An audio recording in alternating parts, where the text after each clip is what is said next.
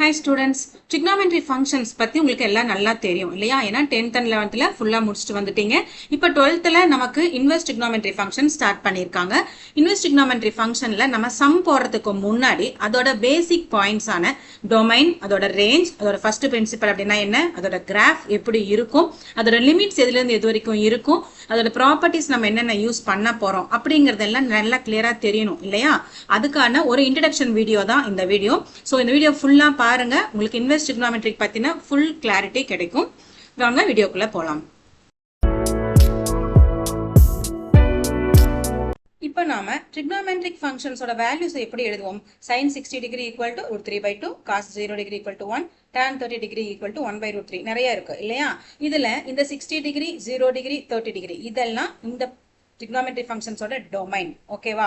அதே மாதிரி root 3 by 2, 1, 1 by root 3 இதெல்லாம் range, ஓகேவா? domain means நம்ம input கொடுக்கிறது, range means நமக்கு output-ஆ கிடைக்கிறது, ஓகேவா?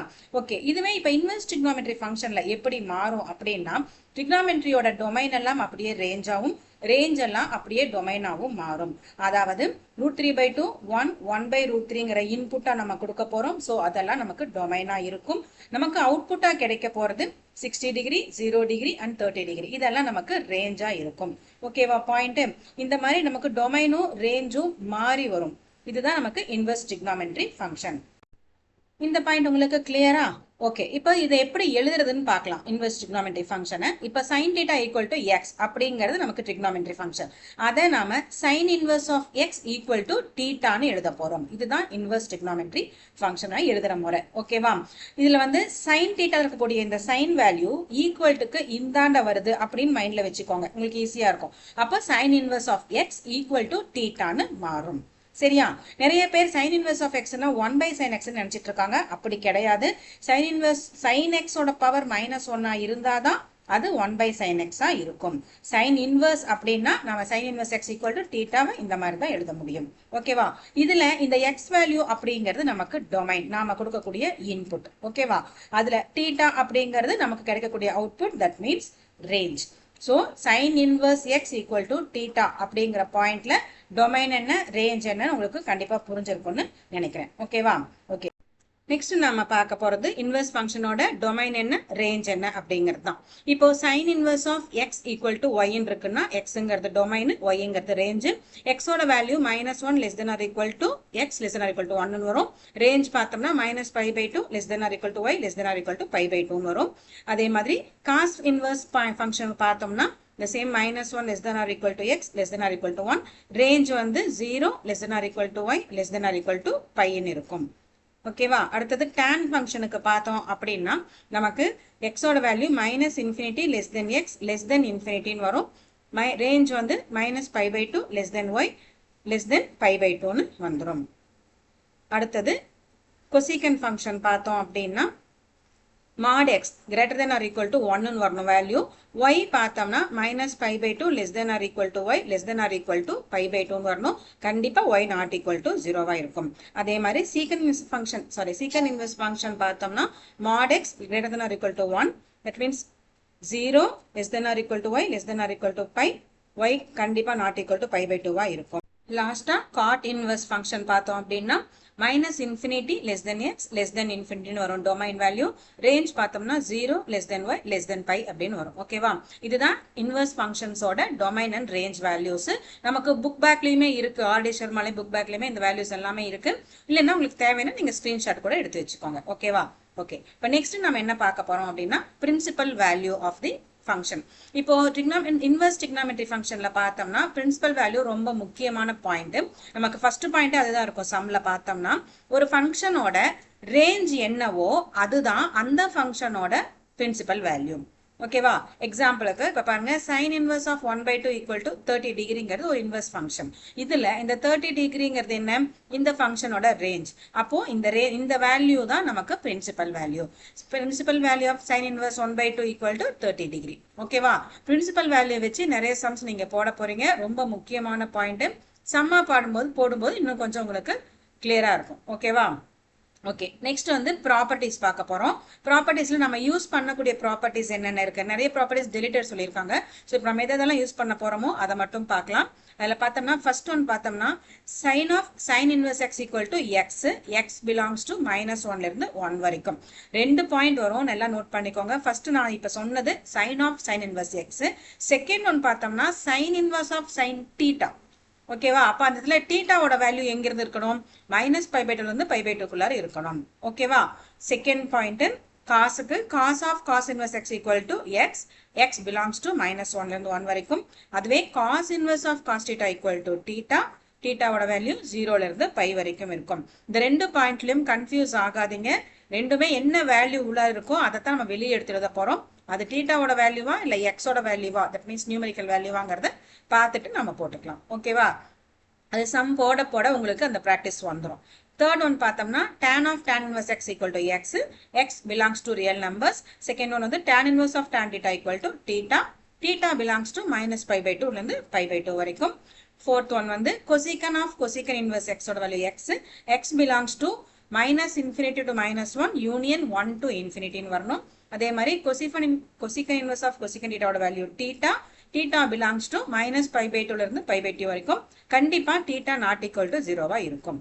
ஓகேவா, அடுத்தது ஃபிஃப்த் ஒன் பார்த்தோம்னா secant of secant inverse x ஓட value x, எப்பன்னா x belongs to -∞ to -1 union 1 to infinity. அடுத்தது secant inverse of secant theta equal to theta, theta belongs to 0 to π, theta கண்டிப்பா not equal to π/2வா இருக்கும். ஓகேவா, அடுத்தது last cot of cot inverse x equal to x, x belongs to real numbers, cot inverse of cot theta equal to theta, theta belongs to 0 to π வரைக்கும் இருக்கணும். ஓகேவா, உங்களுக்கு அந்த லிமிட்ஸோட values வந்து நமக்கு நல்லா தெரிஞ்சாதான் இந்த பாயிண்ட் எல்லாம் நம்ம டக்குன்னு எடுத்து போட முடியும். ஓகேவா, அப்பதான் நமக்கு இது இந்த தீட்டாவே அந்த இடத்துல வருமா, இல்லைன்னா அந்த தீட்டாவை நம்ம சேஞ்ச் பண்ணணும். அந்த லிமிட்டுக்குள்ளார நாம கொண்டுட்டு வரதுக்காக சேஞ்ச் பண்ணணும். மெயின் கான்செப்டே இதுல அதுதான் பாயிண்ட். ஓகேவா, அது உங்களுக்கு சம் போடும்போது எப்படி நான் எக்ஸ்பிளைன் பண்றேன். ஓகே ஓகே, நெக்ஸ்ட் ப்ராப்பர்ட்டி என்னன்னு பார்த்தோம்னா சைன், இது ஒரு செட் முடிஞ்சது, இது அடுத்த set. Sine inverse of -x equal to -sin inverse xன்னு நாம எழுதலாம். ஓகேவா, நெகட்டிவ் வேல்யூ முன்னாடி வந்துடும், x belongs to already -1 to 1 தான். ஆனா காஸ் இன்வர்ஸுக்கு பாருங்க, காஸ் இன்வர்ஸ் ஆஃப் -x ஓட வேல்யூ எழுதணும் அப்படின்னா π minus cos inverse x ன்னு எழுதணும். ஓகேவா, இதுலயுமே x belongs to -1ல இருந்து 1 வரைக்கும் இருக்கிறது தான் point. tan inverse of -x னா -tan inverse x ன்னு எழுதலாம். x belongs to real numbers. fourth one cosecant inverse of -x னா -cosecant inverse x எடுக்கலாம். x belongs to -∞ to -1 union 1 to infinity. fifth next secant inverse of -x equal to π minus secant inverse x ன்னு வரணும். x belongs to -∞ to -1 union 1 to infinity. last one வந்து sixth வந்து cot inverse of -x equal to π minus cot inverse x, x belongs to real numbers. ஓகேவா, இந்த set of properties இப்போ முடிஞ்சது. இப்போ next set of property பார்க்கலாம். அடுத்தது பார்த்தோம்னா sin inverse x plus cos inverse x equal to π/2. இதுல x belongs to -1ல இருந்து 1 வரைக்கும் இருக்கணும். அதே மாதிரி செகண்ட் பார்த்தோம்னா tan inverse of x plus cot inverse of x equal to π/2, x belongs to real numbers இருக்கணும். தேர்ட் ஒன் பார்த்தோம்னா secant inverse of x plus cosecant inverse of x equal to π/2. இதோட பாயிண்ட்ல வந்து x belongs to -∞ to -1 union 1 to infinity. ஓகேவா, திருப்பி ஏன் limits பத்தி பேசுறோம், லிமிட்ஸ் எல்லாத்துலயும் ஏன் சொல்லிட்டே இருக்கீங்க ஆண்டி அப்படின்னா, லிமிட்ஸ் வந்து நமக்கு தெரிஞ்சிருந்தா மட்டும்தான் சம்ல இருக்கக்கூடிய ப்ராப்பர்ட்டிஸை நம்மளால யூஸ் பண்ண முடியும். எக்ஸாம்பிளுக்கு இப்ப பாருங்க, இப்ப இந்த sin inverse of sin 3π/4ன்னு ஒரு வேல்யூ இருக்குன்னு வச்சுக்கலாம். ஃபைண்ட் பண்ண சொல்றாங்க நம்மள வேல்யூவை. இப்ப நமக்கு என்ன தெரியும், sin inverse of sin θ equal to θ தெரியுமா? ஓகே, ஆனா θவோட வேல்யூ பாருங்க, எது வரைக்கும் இருக்கணும், -π/2ல இருந்து π/2 வரைக்கும் தான் இருக்கணும். ஓகேவா, ஆனா இங்க 3π/4 வேல்யூ 135 டிகிரி. 135 டிகிரிங்கிறது 90 டிகிரியை விட மேல போயிடுச்சா, இப்போ இந்த பாயிண்ட் நம்ம எடுக்க முடியாது. அப்ப என்ன பண்ணணும் அப்படின்னா, நம்ம இந்த 3π/4 ஸ்பிளிட் பண்ணி ஃபைண்ட் பண்ணணும். ஓகேவா, அதனாலதான் லிமிட்ஸ் வந்து கண்டிப்பா தெரிஞ்சு வச்சுக்கோங்க. ஆறுக்குமே லிமிட்ஸ் தெரிஞ்சா ரொம்ப நல்லது, இல்லைன்னா சைன் காஸ் டான் இது மூணுக்குமாவது கண்டிப்பா லிமிட்ஸ் நல்லா தெரிஞ்சு வச்சுக்கோங்க. நெக்ஸ்ட் இதோட கிராஃப் எப்படி இருக்குன்னு ஒரு சின்னதா ஒரு கிளான்ஸ் பார்த்துடலாம். sin x ஓட கிராஃப் பாத்தீங்கன்னா x ஆக்சிஸ்ல டிகிரி குறிச்சிருக்கு, வேவ் லென்த் ஆல்ரெடி எல்லாருக்கும் தெரியும் இல்லையா. y ஆக்சிஸ்ல 1 and -1 அதோட லிமிட்ஸ் குறிச்சிருக்கு. இன்வெர்ஸ் பாருங்க, அப்படியே x ஆக்சிஸ் y ஆக்சிஸோட வேல்யூஸ் மாறி இருக்கா. y ஆக்சிஸ்ல டிகிரிஸ் எல்லாம் போயிடுச்சு, x ஆக்சிஸ்ல லிமிட் வந்துருச்சு, அப்படியே உல்டாவாயிடுச்சு அந்த டிசைன். அதே மாதிரி தான் காசுக்கும். காசுலையும் பார்த்தோம்னா வேவ் லென்த் தான், x ஆக்சிஸ்ல டிகிரி y ஆக்சிஸ்ல லிமிட்னா அப்படியே இன்வெர்ஸ்ல x ஆக்சிஸ்ல லிமிட்ஸும் y ஆக்சிஸ்ல நமக்கு டிகிரிஸும் வந்துடும். சரியா? அடுத்தது tan வந்து நமக்கு தெரியும் ஆல்ரெடி. tan x ஓட வேல்யூ கிராஃப் வந்து இந்த மாதிரி தான் இருக்கும்னு. அப்ப அதோட இன்வெர்ஸ் கிராஃப் வந்து இந்த மாதிரி நமக்கு வந்து நிற்கும். சரியா? பாயிண்ட் ஓகேவா?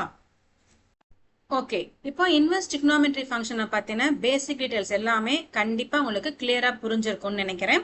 உங்களுக்கு இந்த வீடியோ பிடிச்சிருந்துச்சு அப்படின்னா மறக்காம சப்ஸ்கிரைப் பண்ணுங்க. கண்டிப்பாக உங்கள் ஃப்ரெண்ட்ஸுங்களுக்கும் ஷேர் பண்ணுங்க. நெக்ஸ்ட் வீடியோஸில் சம்ஸ் போட ஆரம்பிக்கலாம். ஓகேவா? ஒவ்வொரு சம்மும் ஒவ்வொரு விதமாக இருக்கும். ஸோ எப்படி போடுறது அப்படின்னு நான் கிளியராக எக்ஸ்பிளைன் பண்ணுறேன். தேங்க்யூ.